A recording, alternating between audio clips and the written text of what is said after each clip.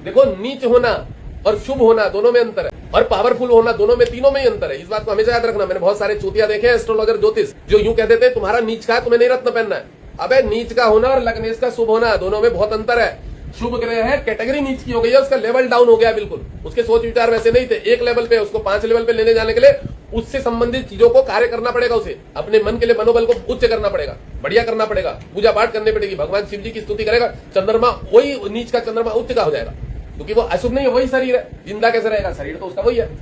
जो जातक का शरीर होता है वो लग्नेश होता है, वो सब कुछ होता है, वो उसकी प्रकृति, पूरा नेचर, पूरा स्वभाव, अस्तित्व, रूप, ढंग, चाल फाल सब वही है, लग्नीय।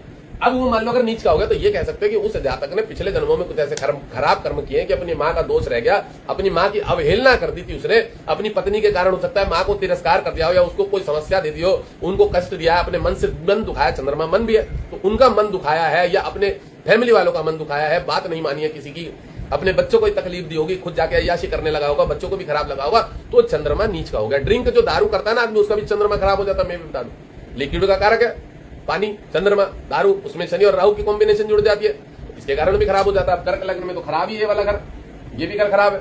हमारा कहना है सप्तम भाव ये झगड़े का कारक है, चोट का कारक है, इंसिडेंट एक्सीडेंट भी यहाँ पे मारक ग्रह माना जाता है। अब अष्टमेश तो मृत्यु, आयु, व्याधि, संकट, ऋण, चिंता, पुरातत्व, तो जेल जाने वाला है, वो सारे घर है। अब शनि यहाँ खराब होता है।